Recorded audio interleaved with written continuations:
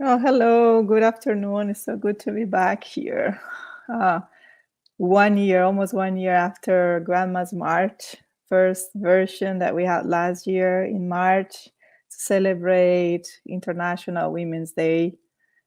And yeah, this year I was like trying to understand if I was going to do it again, but last minute, I guess, very last minute. I say, well, yes, we gotta do it. I think grandmothers are asking us, ancestors are asking us to remember some things. And last year we had a very beautiful collective weaving on feminine wisdom, diverse women and men from different parts of the world, talking about feminine wisdom, ancestral wisdom, grandma's stories, and everything related with that. And it was just beautiful.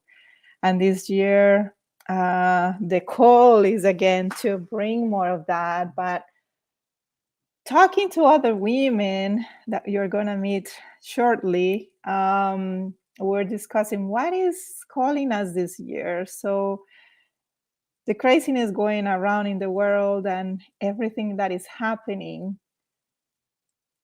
We're having wars. We just came out of a pandemic, lots of economical issues, sickness, things that we feel we need to reconnect again of what is to be human. And our ancestors and grandmothers are reminding us that it is time for that. And the way to do it is time to play, connect, and celebrate.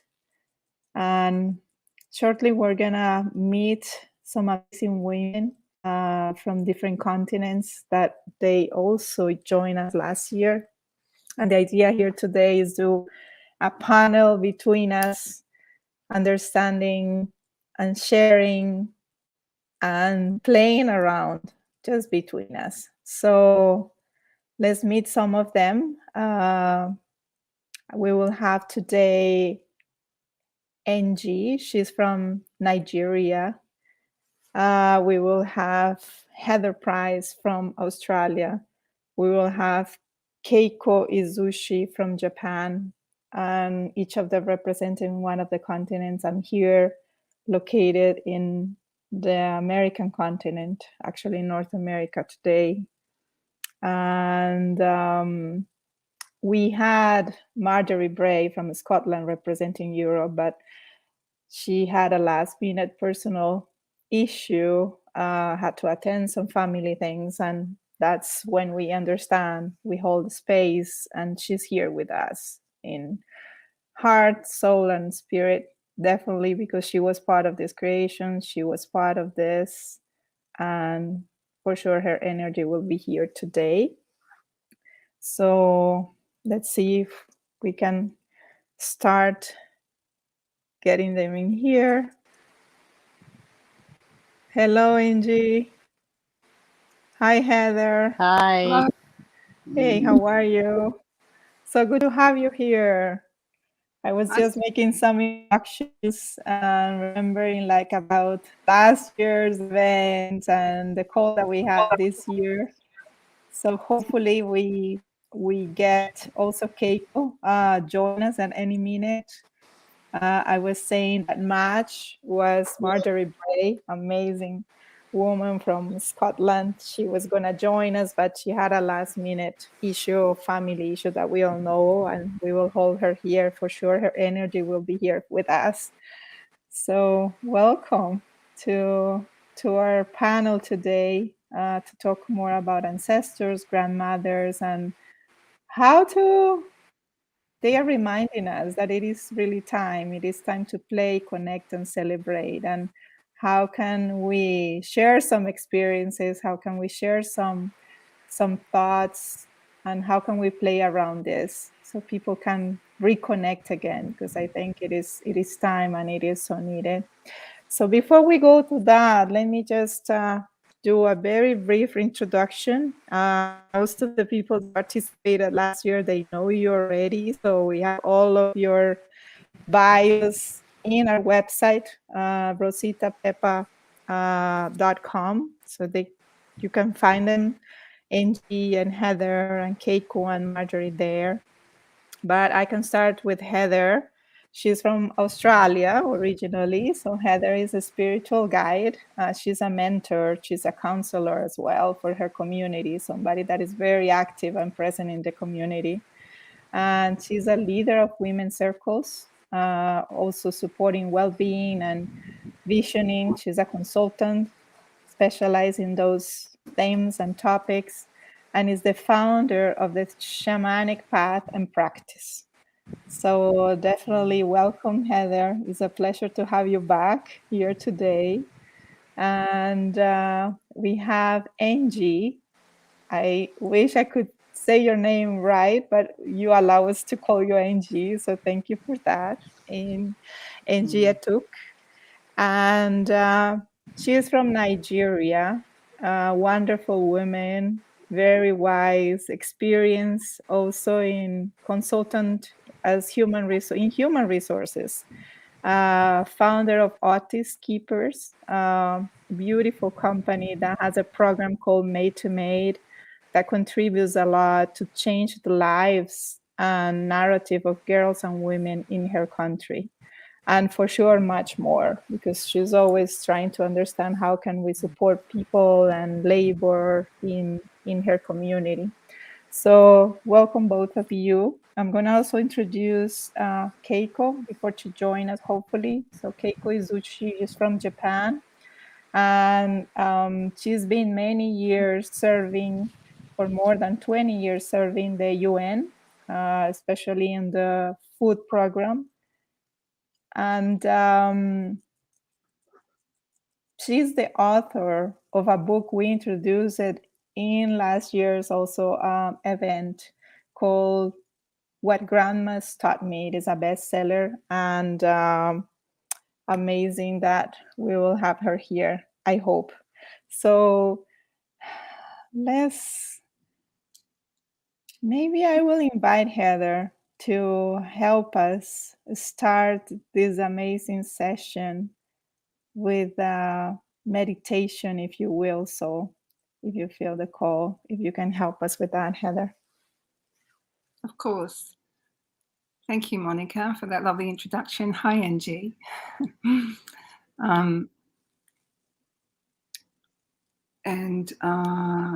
Yeah, it's quite early here in Australia. So I would just like to let you know I've lit this candle, this little purple candle. And whenever I light a candle, I imagine that we're stepping into a more sacred inward space, a space that our grandmothers would well have known, and at some point in their lives, some more than others. I'd like to imagine that as I've lit this candle that I am calling in our grandmothers and their wisdom. Excuse me. So if you can just join with me by coming in with your breath to a quiet place within you, a place of heart. And imagine that you are connecting with the heart of all grandmothers, all wise women throughout time as you breathe in. And imagine your heart being warm and welcoming of these grandmothers, these wise women.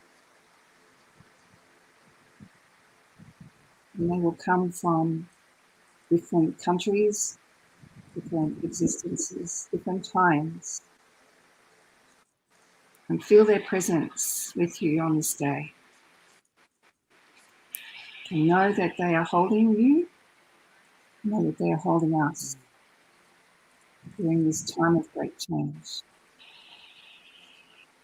Feel their warmth and their love connecting your heart with the heart of these beautiful, wise women. And behind these wise women, these knowing women, ones who know how to move through the world, are the grandfathers holding them. and feel their presence. Wise grandfathers who walk with us in all dimensions of time and space. And behind these grandfathers are cosmic, beautiful ancestral beings who hold us from afar, looking down upon us here on the earth, on this beautiful place we call nature, Mother Nature holding us in this world, in the trees and the stones and the plants. And encapsulating all of this is the Creator God of your understanding, the Great Spirit who connects us all with divinity and purity and love. And coming into that divinity and purity and love as we come together here today to talk about the wisdom, to share the wisdom of the grandmothers during this time. Breathing in as you are there listening and knowing that you are contributing through your love, through your capacity to be present, and through your willingness to be here today with us. And know that we are aware of you, that we're here for you, that we are holding you right now in our hearts. This is about you, about us as a collective, as a whole, as a humanity, doing what we need to do, listening to what we are guided to do, always present, always ready. Blessings be. Thank you. As you come back into your body with your breath, remembering whatever you need to remember, opening your heart to listening without judgment, with love and gratitude. And just begin to move into your body, move your body a little bit as you come back, and maybe touching your heart, your hands, your face, just to bring yourself back into this world. And when you come back into this world, see if you can let everything else go and be fully present. Thank you. Thank you, Heather. That was beautiful. And what a beautiful way to connect to the grandmothers, talking about connection and how to celebrate things, meditation, and guiding us, somebody having somebody guiding us like you, or even ourselves meditating is a way to connect. And that's what we want to really share today between us, and just have a very informal, nice conversation, very playful, of sharing some ideas and practices of how, as adults, sometimes we forgot how to play, and go back to what is that? What does it mean? And it doesn't mean to be childish, but how can we really connect to something that is beautiful again, or use our senses for that? And how can we connect to nature, connect to our community, connect to our bodies, connect to our rituals, that our ancestors at some point, that's what they are bringing or reminding us, that all that is there for us to remember who we are as human beings, for sure. And that's a way to celebrate life, and that is so needed in these times. So that's what I wanted to open the space for both of you, and Angie, Heather, to just share some little about uh, how do you connect, and how do you remember your ancestors? Any story, any practice, anything that you wanna bring into the space for us, and then we can move from there.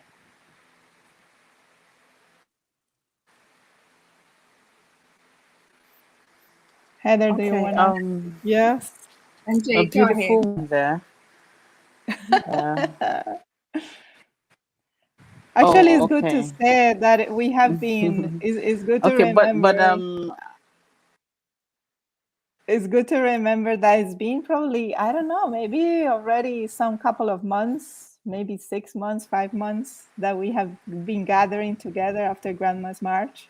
five of us from five continents, five women, just to, share experiences, share our lives, share what's going on, share thoughts. And this has been an amazing experience. So from time to time, it's difficult because all of us are in different time zones, and we get I get all confused when I send all the invitations, and he's always helping me with that. And no, it's not that time, it's this time.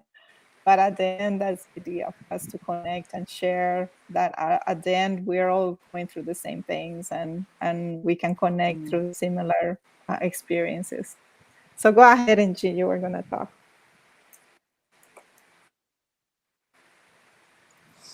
Okay. Thank you very much. This is it's so beautiful to see that we're making efforts to remember the values that have been handed to us by our grandmothers. And I know that wherever they are, seeing what we're doing, hearing what we're doing, they will definitely be proud of us. Um, my grandmother died.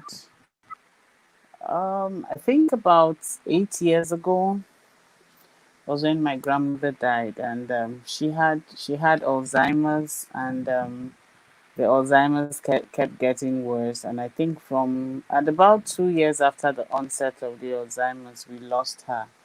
You know, but I could remember. I still have very fond memories of my grandmother.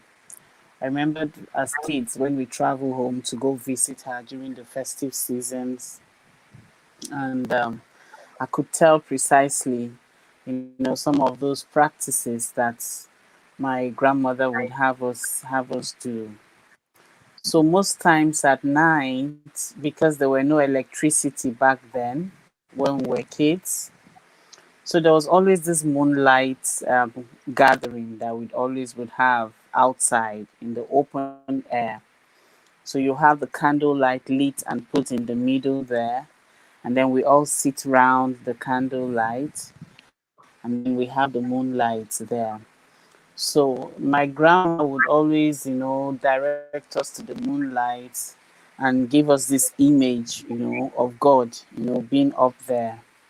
And then she would have us one after the other, tell God, thank you for something He has done for us today. In retrospect, I realized that that was gratitude my grandmom was teaching us to do. So we would look at the moon, and she made us to imagine that that was God in the moon we're seeing. And she would have us tell God one thing He did today that we are grateful for, one thing He did that we want to say thank you to Him for. So as kids, we'll be thinking of what to do, what to say. So, and sometimes we never could really mention anything spectacular. But we found ourselves thanking God for very little things. Things like, oh, thank God I was able to play football today. Thank God I was able to cut one leaf from a tree today. Thank God for the mango that fell down from the tree today. Thank God for there's this fruit that we all loved so much, and you can't get the fruits from the tree yourself. You have to wait for when it falls down. And whoever is the first person to go pick up that fruit is the person's luck, to get the fruit. So we would now find ourselves thanking God for the fruits, that we were able to pick that morning. You thank God for very flimsy things. You thank Him for the food you ate, for the water we drank. We used to go to the stream to fetch water. We used to go to the stream to swim. After swimming, you fetch water. So you look at the moon and thank God for a wonderful time in the stream, how we were able to dance and play in the water, and and then it was always so much fun. Some people will say very funny things. Everybody will consider them to be very funny, and then we'll all go laughing. It's like it was always December time we travel home. So other cousins will be there as well. So it was, cousins and cousins all together with grandma, enjoying grandma's warmth. By then, we must have had dinner. So we now begin the gratitude. We say all the thank yous. Thank you for this. Thank you for that. Thank you for this. It was always a warm session. And by the time we're done, grandma will now bless all of us and then release us to go to our beds. So, and in retrospect, I've come to see that that was gratitude that my grandma was teaching us. And there's something about gratitude. My mother would say that when you thank God for what He has done, He will do much more, you know. So, first of all, the gratitude takes us to bed with smiles on our faces. The gratitude takes us to bed with a lot of burdens taken off our chests. The gratitude takes us to bed with this joy and happiness. By the time we all wake up in the morning, we're waking up excited and looking out for the next thing that will happen, that we will meet again at night and thank God for. So there was always that expectation during the day that there's something God will do for me today, that I'll be able to speak during the gratitude session with grandma. We didn't call it gratitude, but now I know that was gratitude we were doing, you know. So, and I know how much she loved that session. She was always excited about that session. For some of us, you'll be lucky that you will be the person to sit on her lap that very night. So she just calls you, places you on her lap. One cousin will sit on the left lap, the other cousin will sit on the right lap, and then she's coordinating the whole, thank you session. So it was always fun, it was always exciting to be the one who grandma will have to hold that night while the whole session is going on. And I know she always enjoyed it. So if for any reason grandma is looking at us today, I know she would want us to continue that practice of being grateful to God, of showing gratitude. So I think for me, one of the things I want to say to my friends out there, people out there, being a voice of the grandmothers, I will say today that gratitude is essential to our well-being. Gratitude is needed, you know, and our grandma would want us to always remember that God is up there watching over every one of us. God is up there doing marvelous things for us, even without us knowing. And the least we could do is every day come to Him to say thank you for that which He has done. Thank you for what He has given to us, the gift of life, the gift of friendship, the gift of love, the gift of togetherness, the gift of resources, and all of that. I know that our grandmas want us to, get as close as possible to God by coming out to tell Him thank you. So, this is one of the things I want to say to people out there. Grandmas want us to be grateful to God always. Grandmas want us to go to God in gratitude every day. Grandmas want us to add gratitude to our daily lives. And I would hope that we will take that with us today. Thank you. How beautiful. Thank you, Angie. I love these stories. Thank you. Heather, thank you. Thank you, Angie. That just transported me. I know. The storytelling. Wow. Um, yeah, gratitude is extraordinary, isn't it? And I know so many people who come to me to walk beside me with a helping hand. They seem to soften when they remember to give thanks. And I think that's what gratitude is about, because when we soften, we become present. And when we become present, we notice things, and we look around and see things that stir us, that means something to us, and then it takes us into that deeper place that I regard as the sacred. And in that place, we meet the God that we, connect with, and we all connect with our own God, I believe, and our own source of wisdom and understanding. For me, as a little girl, that was very much the God I was taught in my religious studies, but also the angel that I saw over my right shoulder. And, every morning I see this magnificent, huge, big male angel. And he would be standing over me and just smile and say, "Good morning, good luck for the day," more or less. "I'm here for you." And I could physically see him. So, I was very gifted in that way. And it was such a gift. And I had a little spirit sister who ran around with me as well. He was my twin that didn't come into the world. So these beings were very much company for me in that realm that I understood, but didn't really talk about it because no one else talked about it. So I didn't know that it was real until I was much older. Just for me, it was my own reality. And, for a long time, I thought it was everyone's reality, but soon it became my reality when no one else talked about it. So, I guess my grandmother who lived with us was my saving grace during those times of not understanding things, where I could escape. She helped me escape through storytelling. So I had two grandmothers who were both very active in my life. One lived with us and the other one wasn't that far away. I used to stay with her when Mum had another baby. She had 5 babies. And she was always very present and beautiful, and they were very different women. But the one that lived with us, who I call them both Nana, I remember going and sitting on her knee on her beautiful couch, which I'm sitting on right now, the same couch. And I kept this furniture in name of my grandmother. Her 4 sisters was offered to all of us, and I said, "Yeah, it's me." So I have this lovely 3-piece lounge that I kept from my grandmother.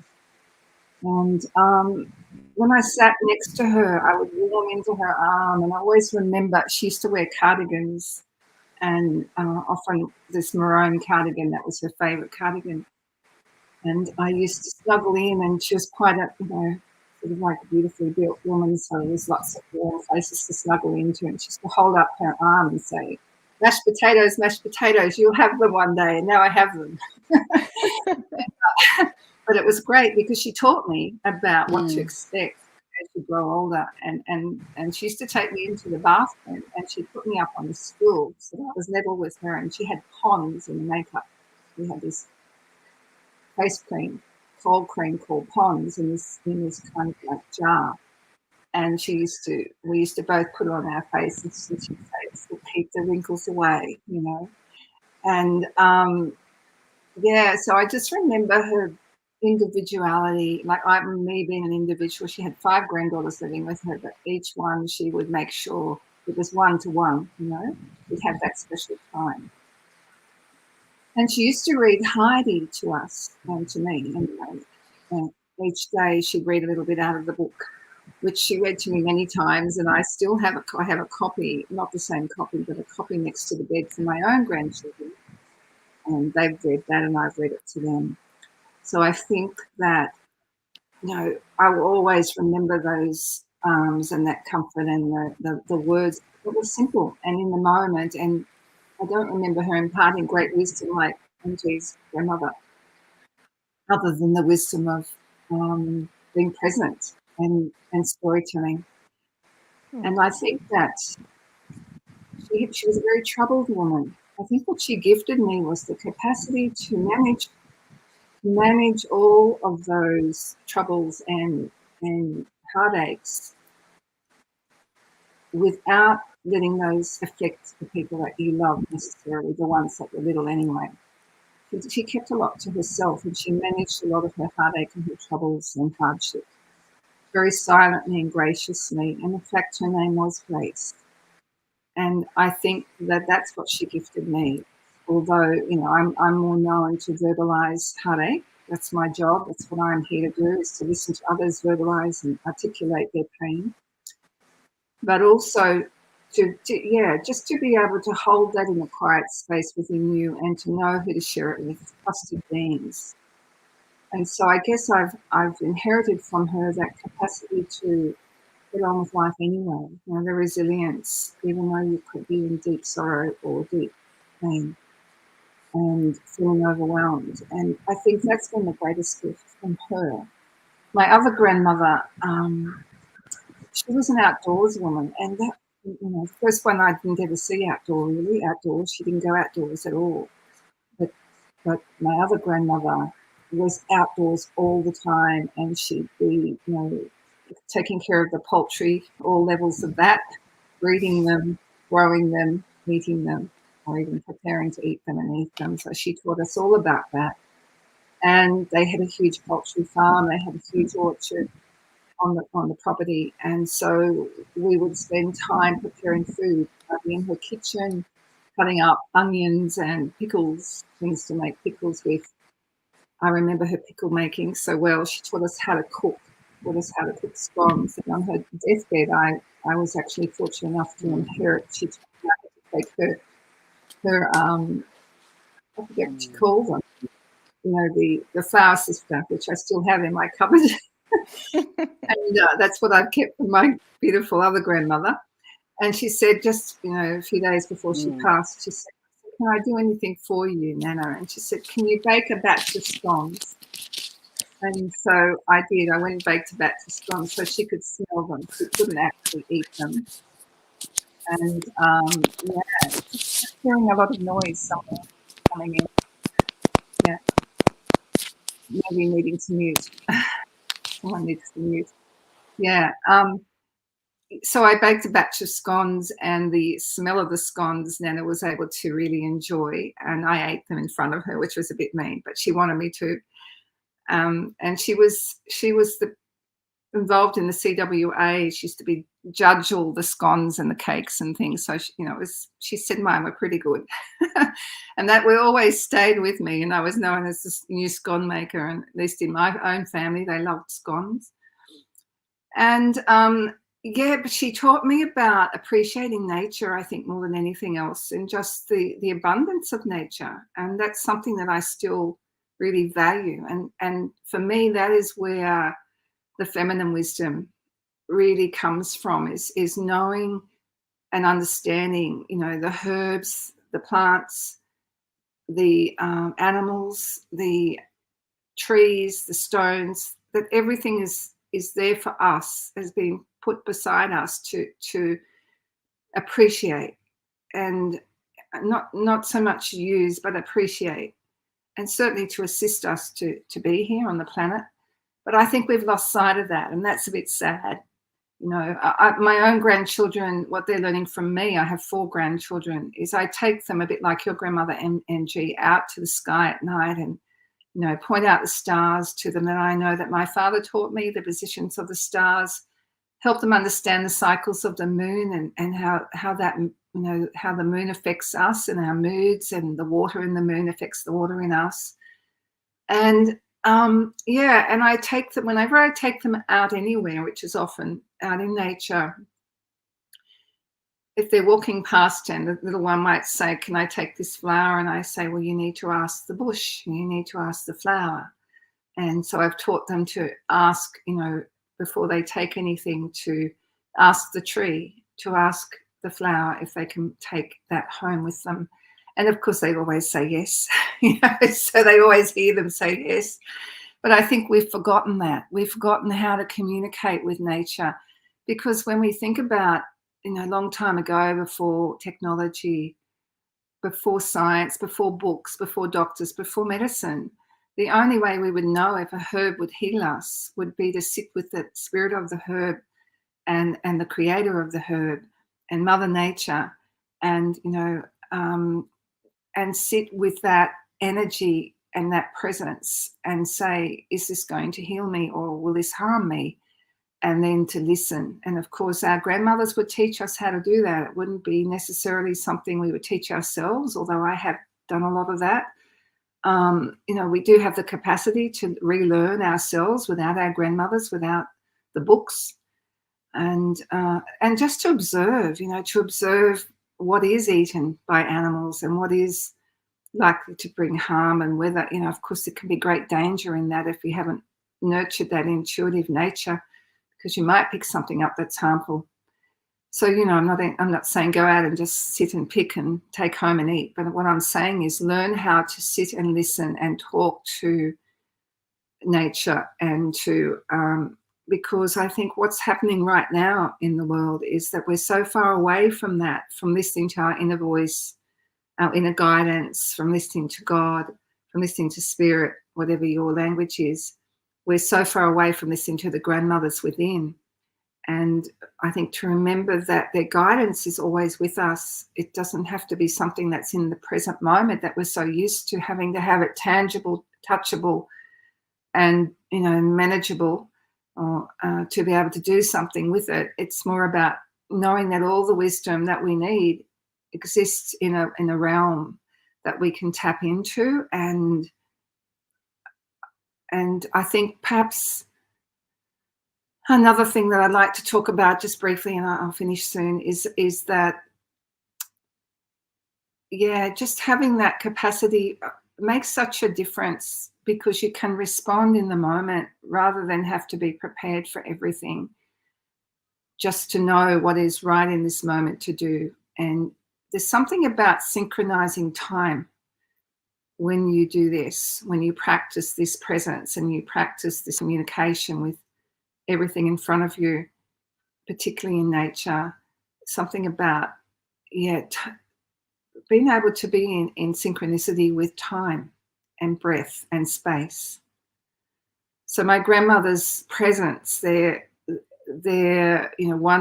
presence, the other one, her connection with everything around her, and her resilience in that she could turn anything into magic, food.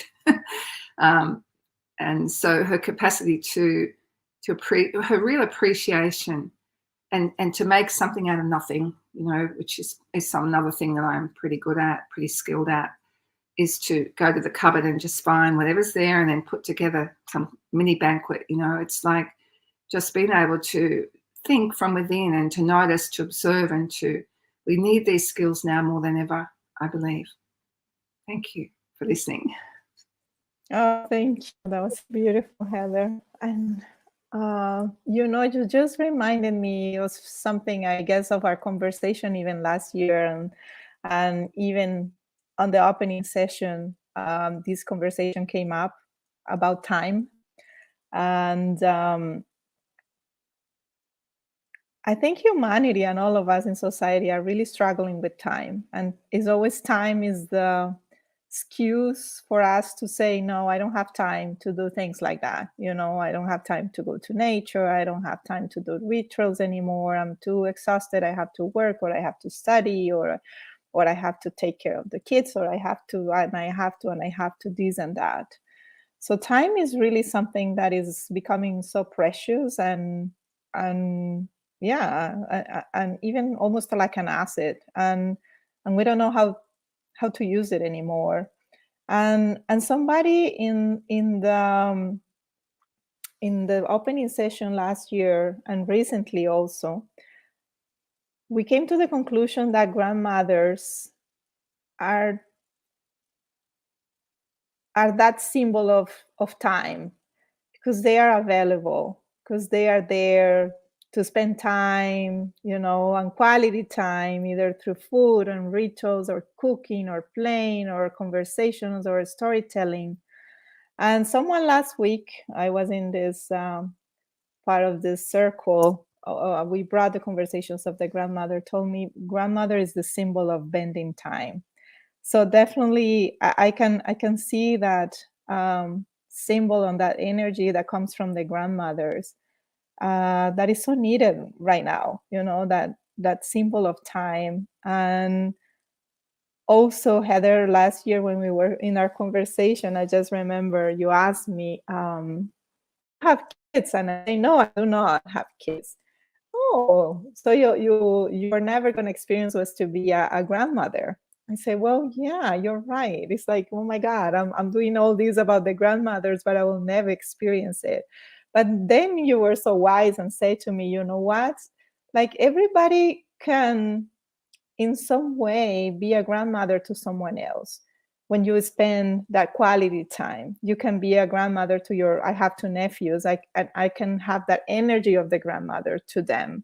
You know, I can offer that quality time, I can spend time with them, I can play with them, I can offer my experience, my knowledge through those rituals, and we can all be that grandmother to someone else, because sometimes we or somebody could play that role for us if we didn't have a grandmother. It could be an aunt, it could be our own moms, or it could be a neighbor or someone that was close to your family. But it's that energy that represents the grandmother, of that time that is available, of that caring, of that bringing all that uh, wisdom and fun time and playful time, that I think is what it means. So thank you for bringing that synchronicity of time, because I think is so needed in in these times. Yeah. And I think you've made a really good point, Monica, because as a mother, I was not playful as I am now. I was not present as I am now. And Yeah. that's the beauty of aunties, because you're still young enough, to be able to be there present and alongside of your sister or brother, whoever's had the children, because they don't have that time really, or they don't think they have that time. Yeah. I've learned a lot about what you think you bring about. So I think, yeah, it's such an important role to be that surrogate grandmother who's going to be present, who's going to be the teacher, and to be the auntie who's got the youth in her as well, to to do those things that her sister or brother might just not have space for at that time, because it does take it. Like my grandchildren ask me to do extraordinary things, and I just say, look, you have to remember that I'm not quite the same age as you. Get down and crawl and to, and like the other day, I was taking my youngest granddaughter into the surf, and I was nursing a bit of a sore shoulder, and she went on my left side, and I've been telling her for about a week, don't stand on Nanny's left side, because it's hard to reach out. But she did, and then of course she had a fall with this enormous wave, and I had to reach out, and fell and ended up bruising I fell on the softest part of my body, which she Mm. thought hysterical, because I just started to laugh when I fell, and instead of cry, because I felt like crying, but I just laughed, and I said, "Oh my goodness, how will I ever get up?" So to be young and to be able to do those things is so wonderful. But at the same time, you're teaching them about aging, and I think Mm. that's amazing. That is amazing, because, there's such little information out there about aging. I get a surprise often, and I think, oh my goodness, why didn't someone tell me this was going to happen to me? And it's just because, we don't think to do that in society. I guess we don't value it enough.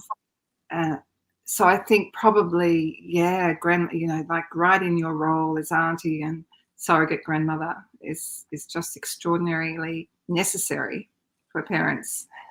Yes, yes, I think for all of us. And I would love, before we go around again and we close, I would love to share some of the stories. And as you know as well, this project and all the Grandma's March is inspiring my two grandmothers, Rosita and Pepa, and that's all how it started. Of course, they are not here anymore; they passed many years ago, but definitely a lot's come from there. All this inspiration comes from there, and the importance for me, how I grew up, and now as an adult, how I connect to things, and definitely how I make my life more joyful. And they were two amazing human beings that I also remember about.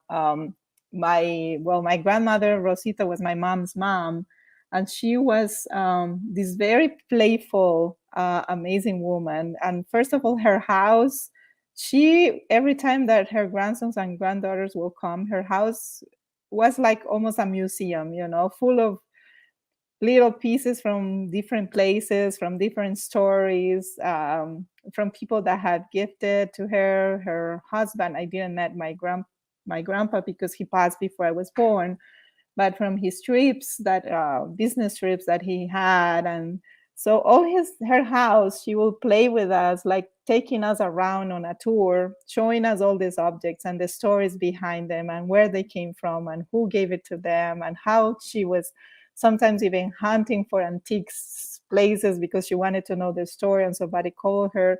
So that was like the most amazing moment, because it was almost being like in an amusement park with her. And she was her birthday was on October 30th. And in Colombia, we used to, still until now, but in those times, we used to celebrate what is Halloween here in America, but we didn't call it Halloween. We called it Day of the Witches. That's the day. So everybody will dress up in costumes and things like that.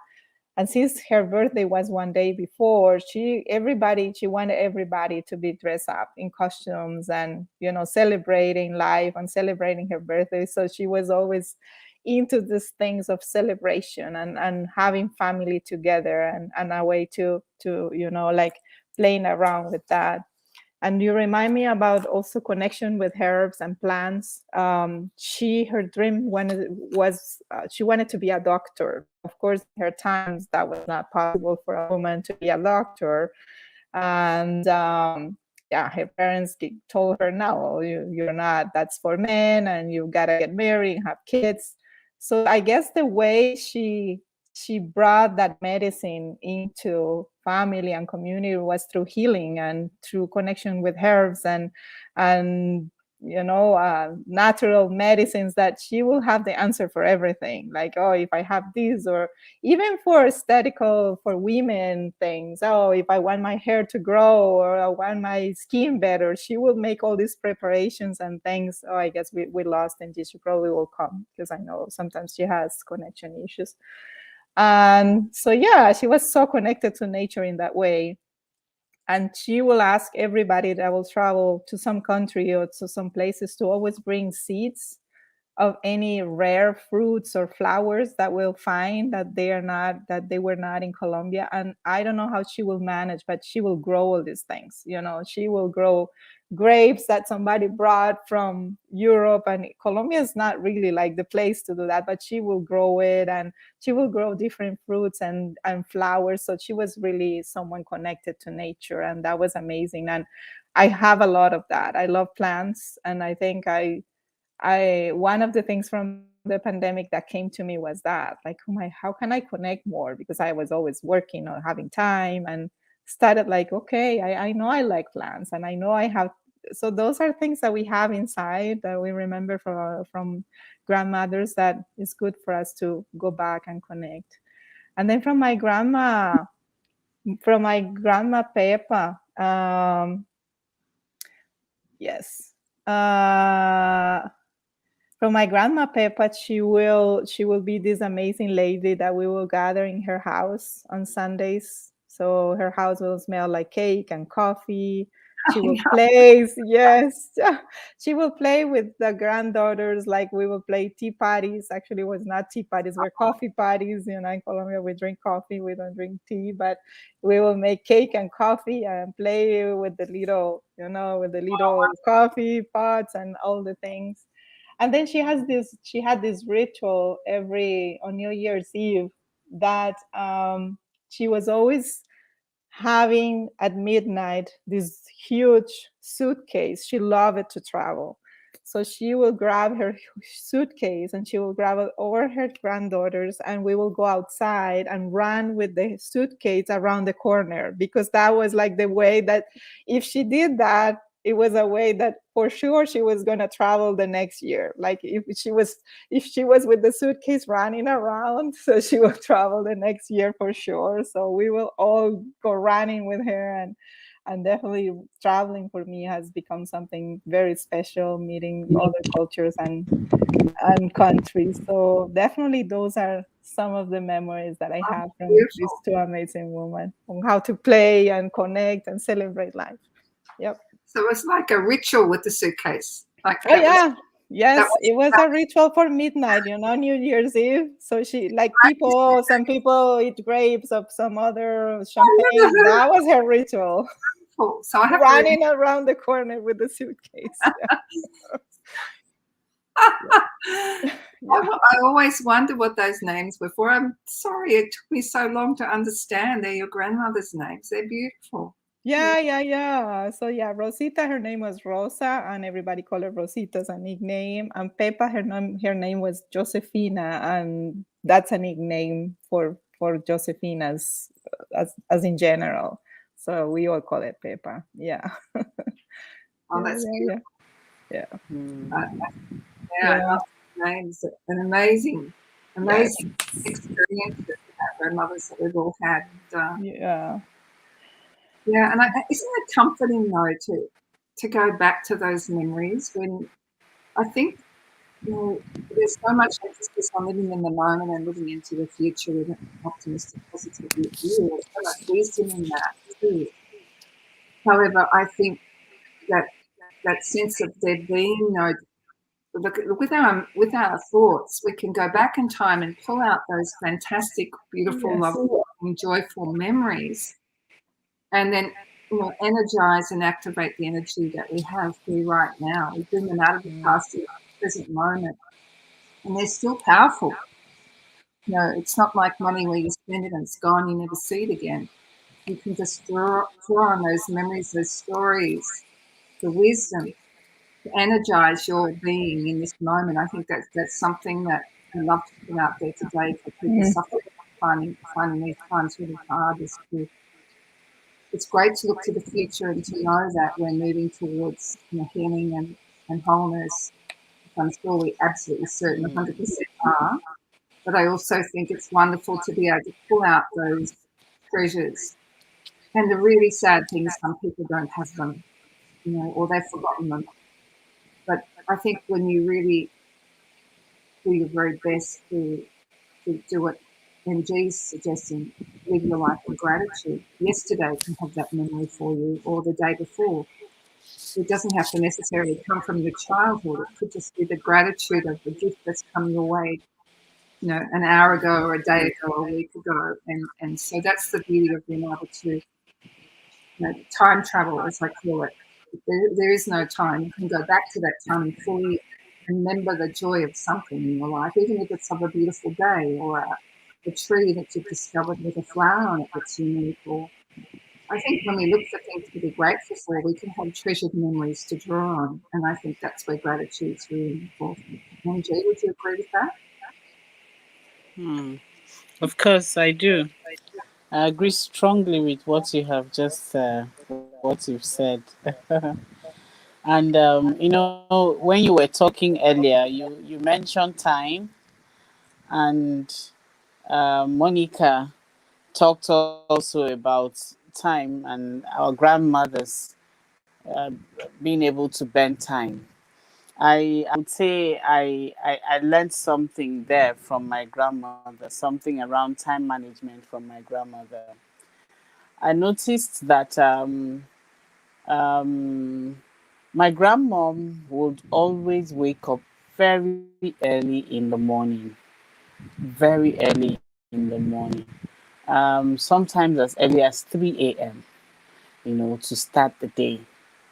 And by 6 a.m., you would find out that a lot has been achieved between 3 a.m. and 6 a.m. you know.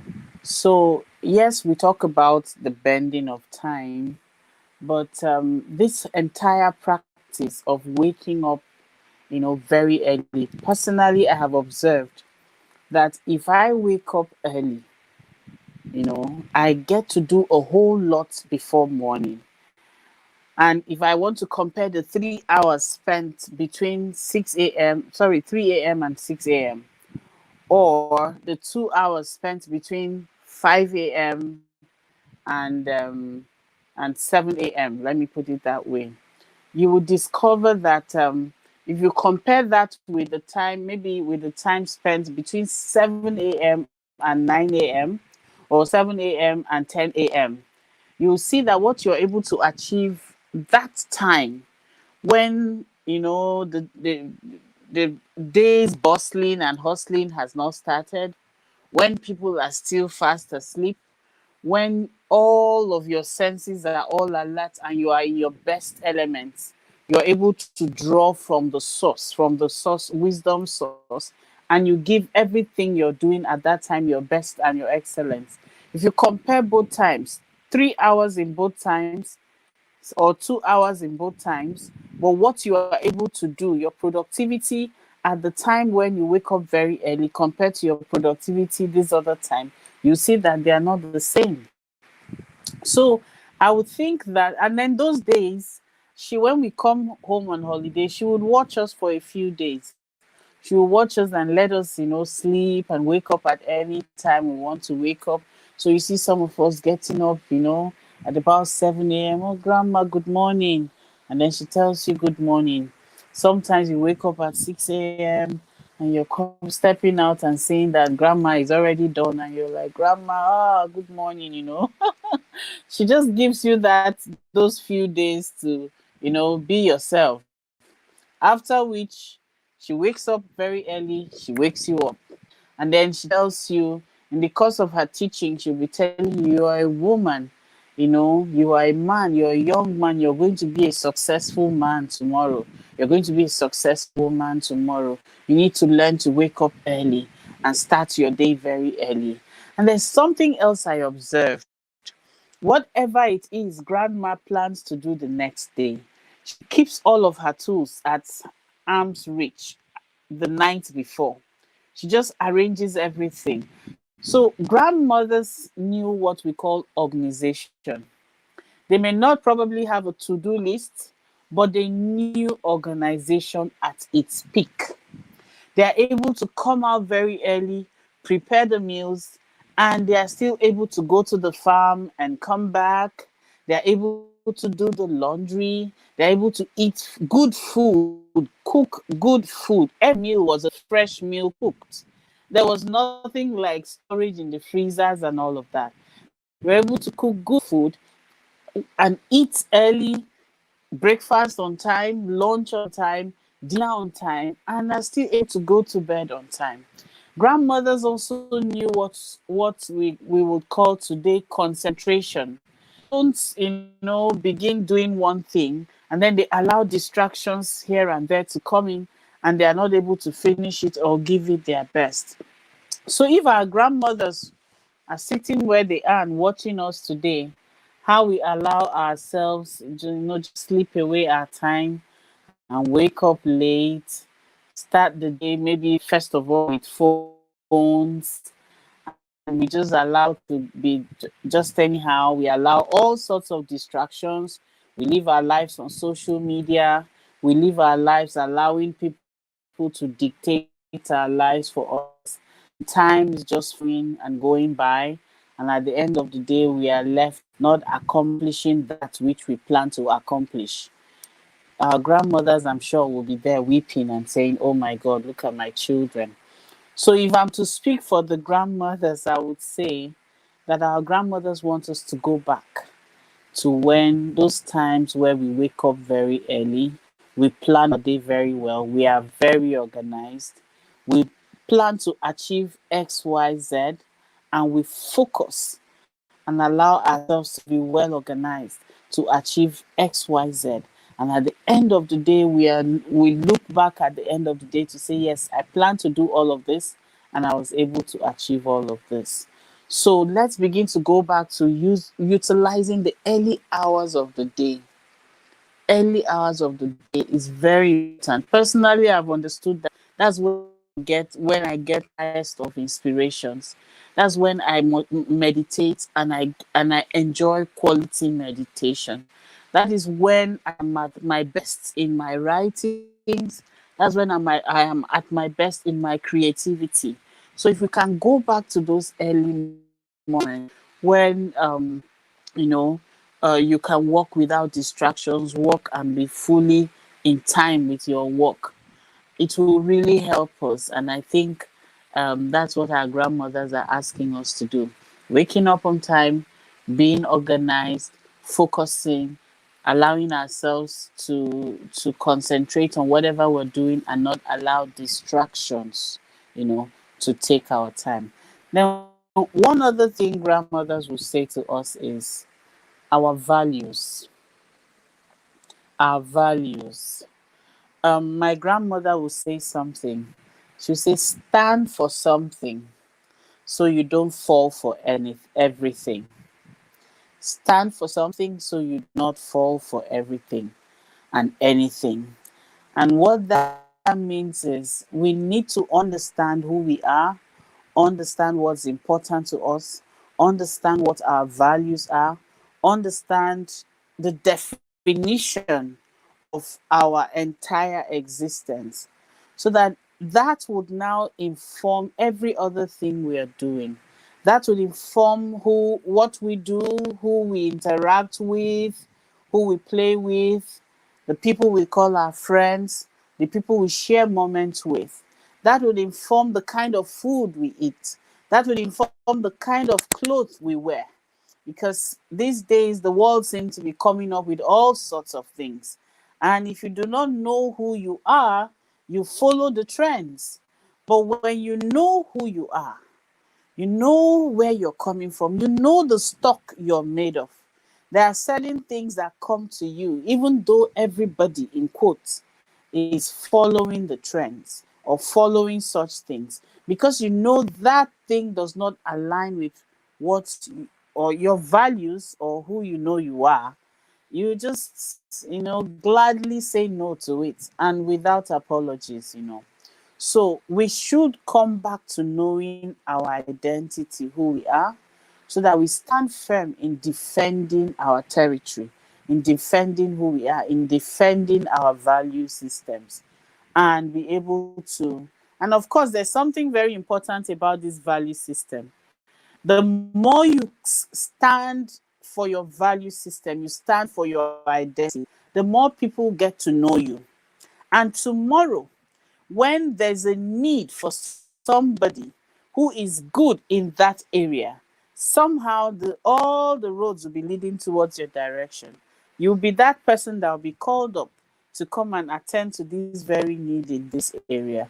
But when you're everywhere, they call for this, you are there. They call for this, you're there. This comes up, you follow. There's nothing to identify you with. You become jack of all trades and a master of none. So our grandmothers were known with certain identities and want us to also create our own identities and stand for our identity. I think that's what I can say for now. Thank you, Angie. Definitely, that's that. And we're talking about connection, and it's connection to ourselves. Definitely know who we are and what are our values and where we come from, what education we receive from our grandmothers, and if we stand on that and we connect to that, definitely we are not falling everywhere. Like you just say with your grandma, stand, focus, and you're not just going all over like crazy because one trend is here, the other is here, and you don't even know where to go. But really like follow your path and follow your heart and follow what you need to follow at the end. That is it comes from there. So I love what you're saying, and definitely so much comes on connection and on how to celebrate life. Thank you. So I guess, Thank you. yeah. Well, we have been talking already 1 hour, and we were hoping that Keiko maybe show up because she is actually in Bali. So I know it was going to be very early for her. For her, it was going to be 4:30 in the morning. So probably she mixed up times, or we don't know. So yeah, if we wanna if you want to share something else, we're welcome. I'm good with time, but if we want to close, it's up to you. So yeah, Um, anything we feel like. yeah, it's a long time for people to listen, but I'm happy just to reflect a little bit, if that's okay, on what Yes, let's reflect on some of the things. Angie just said. When I was in the shower this morning, Angie, which is where I get my insights often come from, as you were mentioning early in the morning, same with me. And it's that early time where I have my inspiration. I was thinking about if I had the opportunity today to share some important, some principles, then just having those principles is the most important thing, I think, as you mentioned, having values. And I put together what I call the 8 ways. They were gifted to me one morning through my spirit guide, Master Poe, I call him. I'd been to Hawaii in 2000 and I get my dates mixed up sometimes, 2009. And I opened up to Hawaiian language while I was there. It came to me during meditation that our teacher was guiding us on. And then for about 18 months, I was spoken to by this guide in Hawaiian language only. And when I was in Hawaii, the teacher was translating what he was saying. But when I got home, I had to have a dictionary, which was very tiresome. But he gave me 8 principles one morning. I woke up and I got this message: get your pen and paper ready, and these principles came out. And one of the principles, the second principle, is what you're talking about, NG, and that is Mia Hui, which is Mia Hui, who am I? And it means to know yourself well and to know your values, to know your mission, to know your purpose at this time, not necessarily for the whole of your existence, but because that changes. You're a mother, it might be in that time you're a mother, or you're a friend, but for this time. But one day you might be a grandmother, and a friend friendship might turn into being a lover and then a wife, or so times change, your values change, but to know them in this moment and to not just imagine that they're there, but to actually draw them in and look at them and say, well, at this time, this is what I'm here to do. And I think to own that and then to do that is to actually act on it, not just to know it, but to actually have those values and the principles that you live. That's actually the first principle, is to have a list or a manifesto of the values. So that's the first principle. Second principle is to know yourself in amongst that identity and how you can manage that and your mission. And so the first principle of having principles and having a manifesto of what's important and having values. Who is that's what it's called. And it reminds me of the crow. And I don't know if you have crows over there, but when I'm walking out in nature and I'm not doing what I know that's right for me, like as you say, Angie, you might be just doing it for everybody else, but not you. The crow often appears in some way, whether you see a picture of it or this is for me. But the crow usually squawks at me, squawks at me, and just really goes, ah! And then the who. So that's the ah, that's the ah. And then the who is the owl medicine, which is like the beautiful sound of the owl, who at night, that lovely sound. And it's like just reminding you, this is in alignment with your truth, this is in alignment with your values. So that's so important. And there's a whole 8 principles, which I won't go into all of them, but those 2 actually shape. When I developed those, that was in 2000, I really developed them and knew them so well. Everything changed for me because I suddenly had this manifesto of values at my fingertips that I could say to myself, am I in line with my truth right now? Am I doing what's important to me? And what's going to be of value to the world or to my mission? And we all have different, they're listening. It's not like we all have these enormous calls. And some of us may have something, that's very simple in life to do every day, but it's like so important for all of you to value whatever that call is and not to undervalue that call. Really expand and grow and be part of the bigger picture. Others are like our grandmothers, are there to serve the family for the day, and that is as important as serving the United Nations, serving something big or something in the middle of that, serving a community. So just, I think, young mother with 3 young children, and my biggest problem in my marriage was that I didn't feel value myself. You know, I remember sitting down once and putting down all the things I did, and calculating it in hours, 5 hours a week of service, and I didn't feel like anyone was valuing that. And so I thought, well, okay, because there was a part of me that knew that there was a bigger picture for me, and I was a bit impatient, I think, you know, and I was sort of thinking, what else can I be doing here? Is this enough? But it was more that, you know, I had to value myself, and I think that that's the big key. So listening out there, you need to value yourself and not look for others to value you, to affirm you, or even though that could be your love language, which it is actually my love language.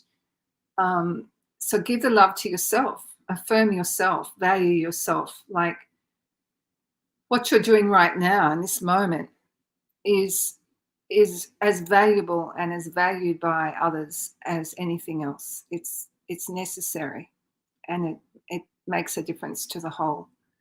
And I think that if we can all value ourselves more, and what we can do, and our gifts, you know, the gifts that are natural, a lot of people don't use their natural gifts and they get frustrated because they're not expressing themselves.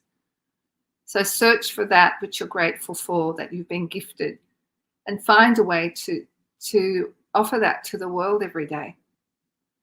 Even if you offer it to yourself every day to bring joy, you know, playing some instrument, or value it to the point where it becomes alive and strong and purposeful in the world. Thank you. Thank you. Thank you, Heather. Angie, do you want to comment anything? Do you want any reflections? Thank you so much, Hilda, for that.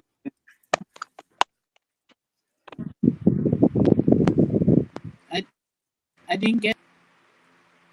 Yeah, I was asking you if you want to do any What did you say? I reflection. didn't get you. Can you repeat that? Hear me? Oh, okay. Well, yes, I can hear you. Um, I think the one thing to mention is this. Um, my grandmother used to say that the way to a human's heart is through his mouth, and by so doing, she meant the importance. By saying so, she meant the importance of good. And I remembered how much she paid so much attention to, you know, making our food. And as you sit beside her, she's put the ingredients together. She's telling you, explaining to you what this will do, why that is important, what this vegetable will do, why the vegetable is important. You know, that talked about how she would help her grandma to chop onions and, you know, all of those things, you know. So I still that reminded me of, you know, sitting with my grandmother and helping her in cooking. So she gets to tell you why the vegetable should be chopped this sizes, while this other one should be done this other way. She gets to teach you all of this, and then she tells you that you are what you put in your system. You know, so she made us understand that food, whatever goes into our body, is part of what will make us well or make us unwell. And for you to be healthy, you need to be well. For you to be able to achieve your mission, Hilda just talked about your mission, your vision. You need to be able to achieve your, you also need to be healthy. So I think our grandma today will be telling us about the relationship between what and our vision and our mission. So if grandmas are to watch us the way we eat today, I wonder what they would say.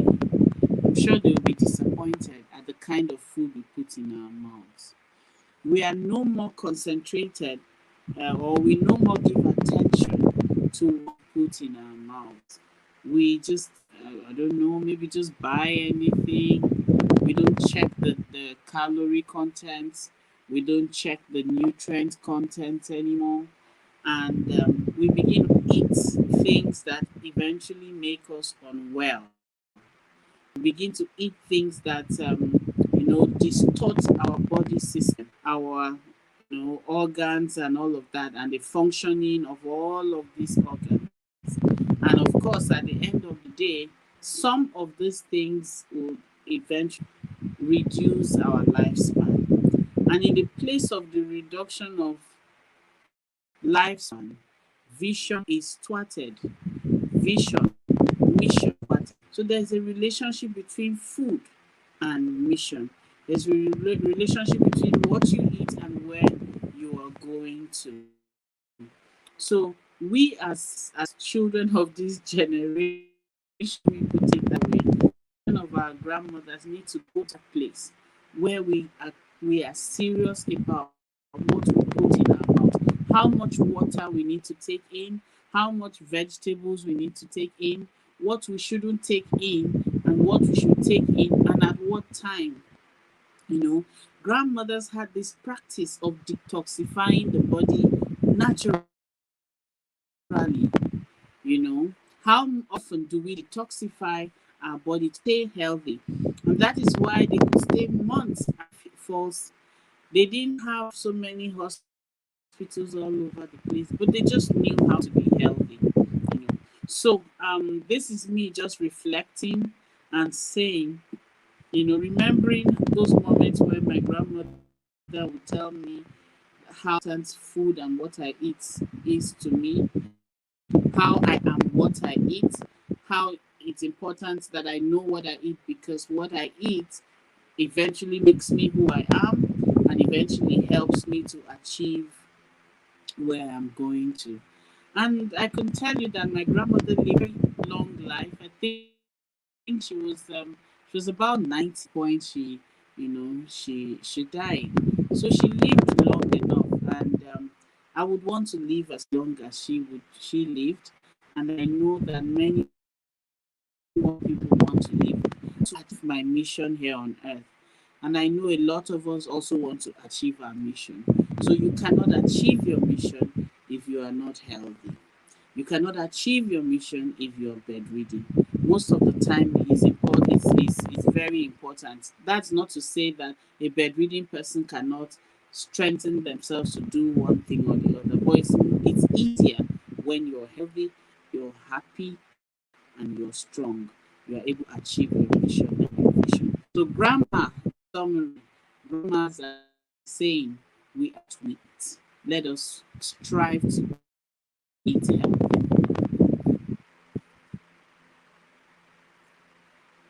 Thank you for your reflection, Minji. Yes, And thank you, I am. Heather. Uh,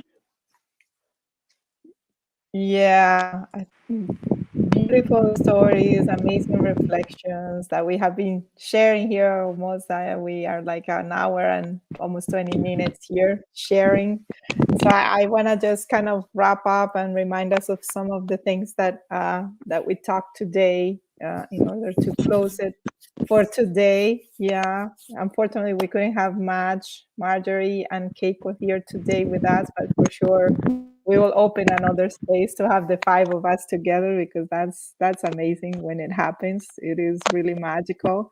But the three of us here together, it was just amazing how sharing stories and learnings about the grandmothers and how can we really play, connect, and celebrate. And what it stays with me really is that connection.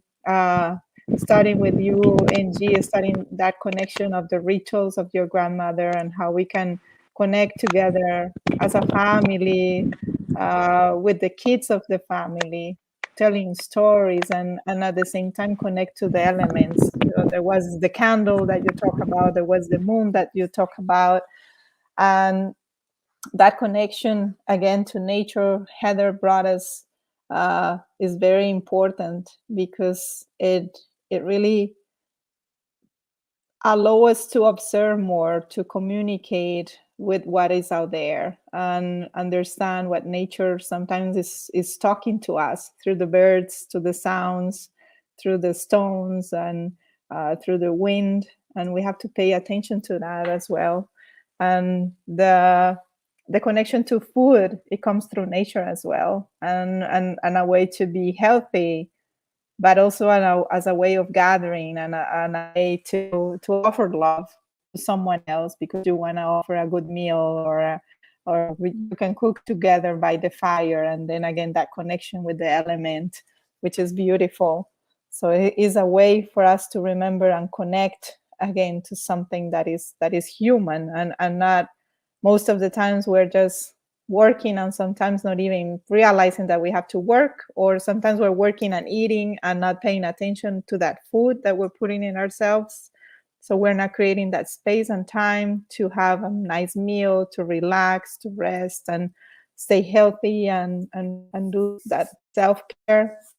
The connection to our body, and you were talking, Heather, about dancing. I think that is something that is so amazing, and I bring that a lot of me from my culture in especially in South America and Colombia. People love to dance as a way to celebrate life and connect to each other. And I'm sure in Nigeria, dance is probably part of life and celebration as well. And in every country, there are dances and ways to connect, and we have forgotten, because then again we go back to time. We don't have time for that, we don't have time. So that's a way to play, because dance is a way to play with someone else. As adults, you can play dancing and without being childish. And definitely through a storytelling.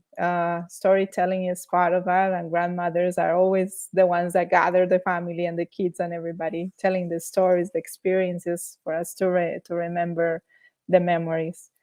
And finally, the connection to ourselves. You were talking about the values, both of you, and how it is important to connect to that and remember who we really are and what we stand for, and to connect to the heart. So definitely, what a conversation. I learned so much from both of you, always, always, always. And it's always all this taking me back to that synchronicity of time and space, and connecting to the energy of what is to be human beings. So I really want to thank you for being here today, because it's always magical, all these stories, and how can we connect to each other and keep connecting, even despite the distance and the time difference. Thank you very much. Thank you, and thank you to our beautiful listeners, Madge and Keiko, who I know will be holding us somewhere.